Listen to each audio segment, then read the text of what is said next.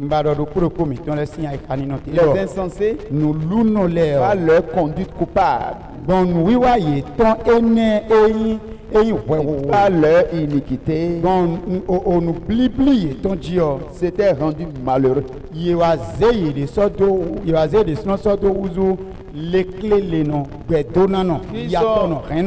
Ceux que Dieu appelle les insensés.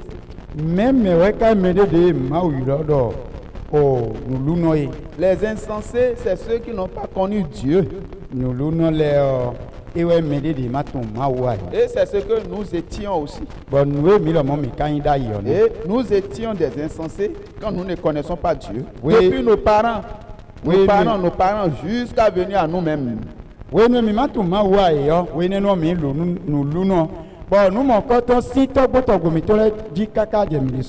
Et ça fait que ça nous a rendus malheureux. Beaucoup de personnes sont malheureuses à cause de cela, parce qu'ils n'ont pas connu Dieu.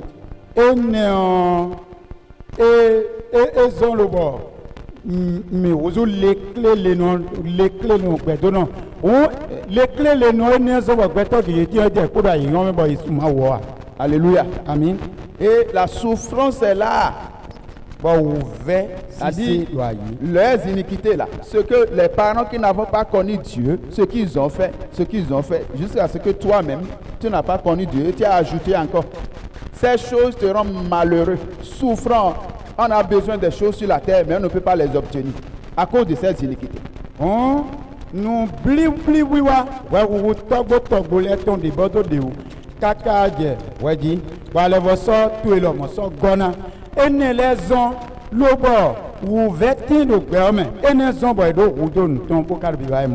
Mais ce que je dis maintenant, il y a des gens qui sont là assis, mais ils ne sont pas là.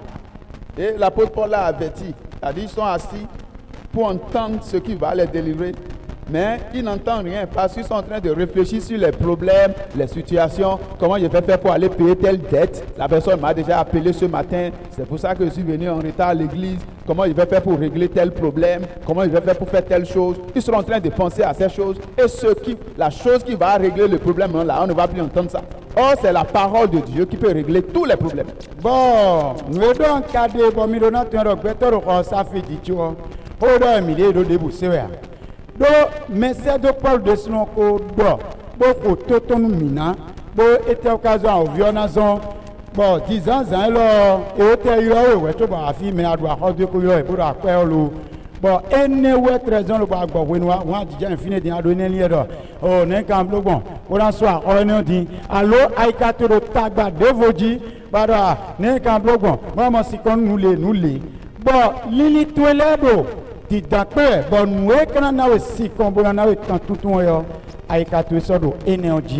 cela l'apôtre Paul dit que les pensées sont en captivité. Dans 2 Corinthiens 10, les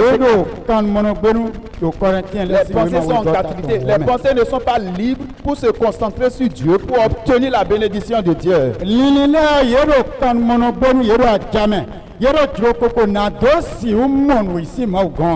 Oh, la parole de Dieu brise les chaînes. La parole de Dieu crée des choses que nous ne pouvons pas imaginer.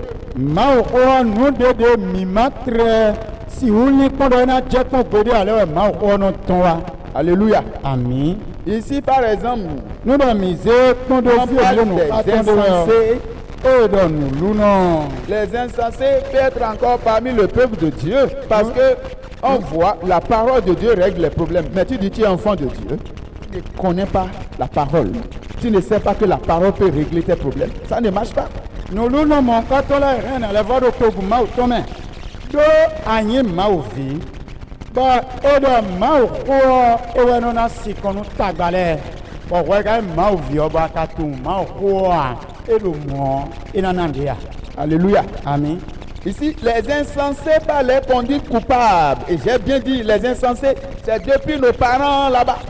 Et là, de fier là, nous l'unons, et là, donc, oui, oui, tant et le ouais, deux, et dit, bon, nous, oui, on est au de alors, nous l'unons au de si Togo, les dit, ouais, pour baisser. Et on est venu, c'est-à-dire comme celui qui a écrit le psaume là, David, il a dit dans le psaume 51, on m'a conçu dans le péché.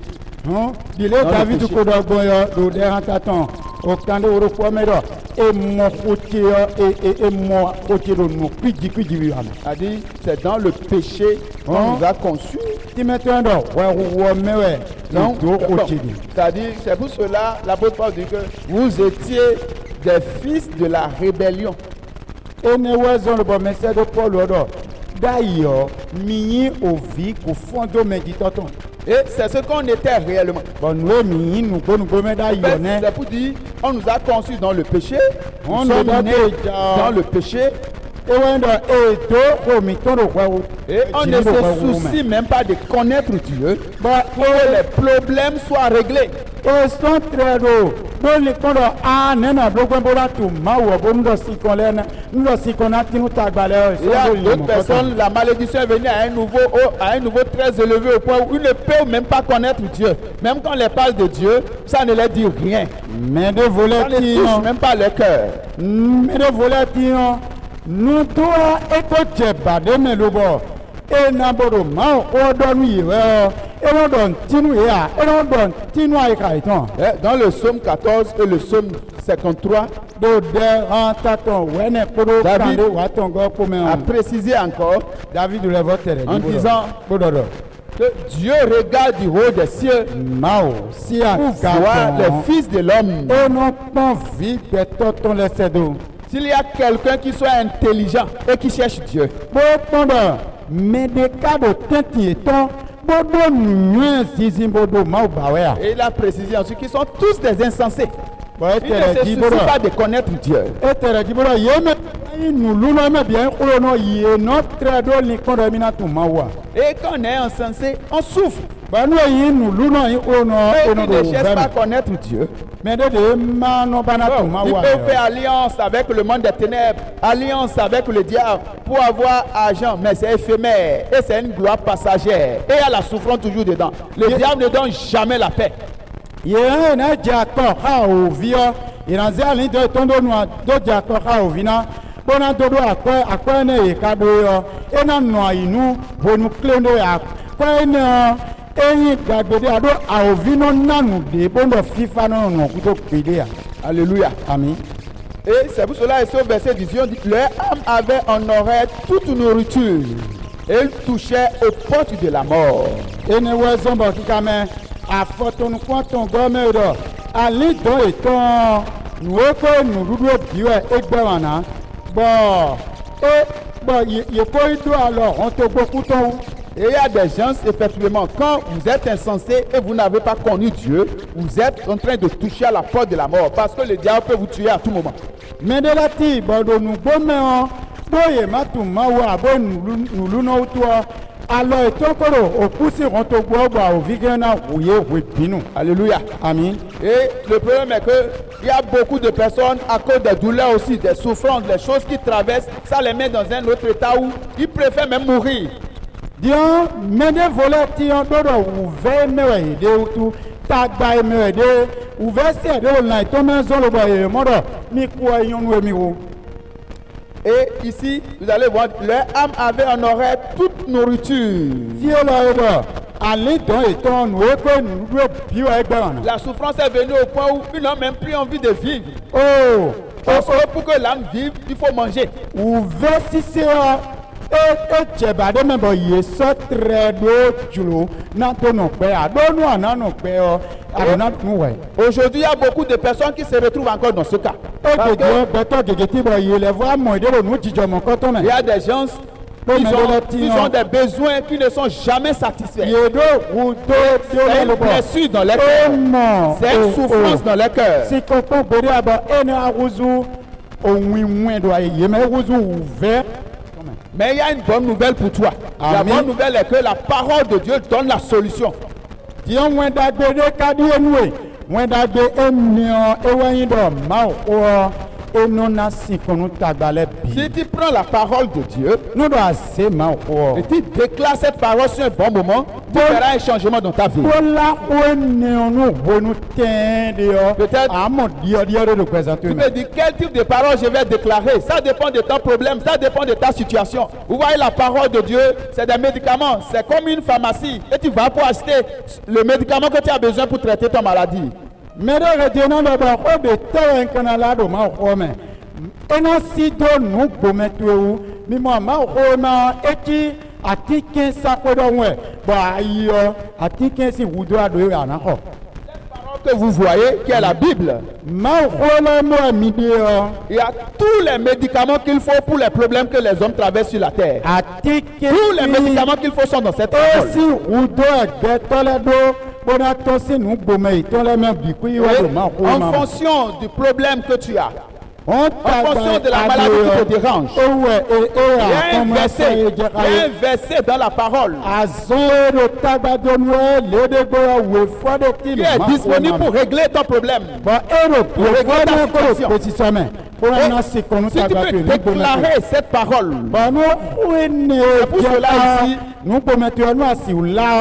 ici qu'on avait lu dans Matthieu 17, verset 20 à 21, nous avons parlé de la foi comme un grain de sénévé. Et la foi comme un grain de sénévé, nous avons dit que c'est la foi qui croit que la parole de Dieu n'échoue jamais.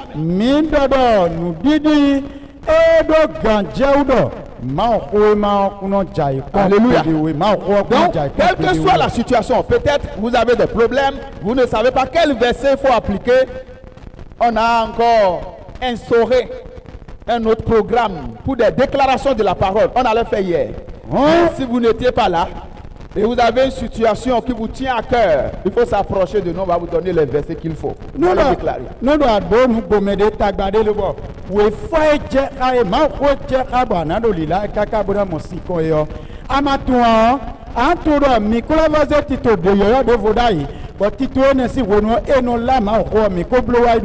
Il n'y a aucun géant. Il n'y a aucun géant qui peut résister à la déclaration de la parole de Dieu. Ce géant n'existe pas. Si vous avez la parole, tout problème de ce monde, la parole déplace les montagnes, la parole déplace les obstacles. Vous allez voir, quand Goliath s'est présenté devant David, David n'avait pas d'épée dans sa main, Goliath avait d'épée dans sa main. Mais David avait quelque chose qui dépasse l'épée de Goliath. Vous savez ce que David a fait? David avait quelque chose qui dépasse l'épée de Goliath. David avait la parole de Dieu avec lui. Il avait Dieu avec lui. Alléluia. C'est pour cela que Goliath l'a maudit. Il a prononcé, il a dit, moi je viens vers toi avec l'Éternel des armées, le Dieu d'Israël, que tu as insulté.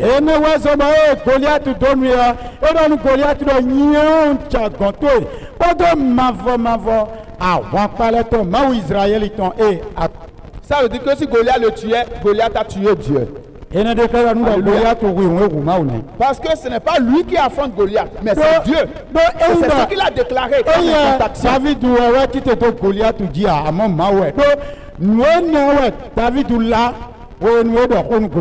c'est pour cela chaque enfant de Dieu doit tout faire pour connaître la parole. Et au moment opportun que tu as besoin d'une parole pour régler une situation, tu n'as pas besoin de réfléchir beaucoup. Tu prends la parole, tu commences par déclarer.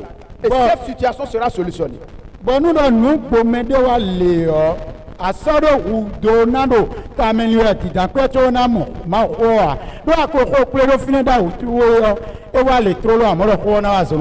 Mais les insensés n'ont pas la parole de Dieu. Les insensés, c'est des gens qui n'ont pas. Ils ne savent pas que Dieu a tout avec lui. Ils sont dans des douleurs, ils sont en train de chercher des solutions, ils sont en train de courir, ils sont en train de dépenser leur argent, comme la femme qui perdait de sang depuis 12 ans.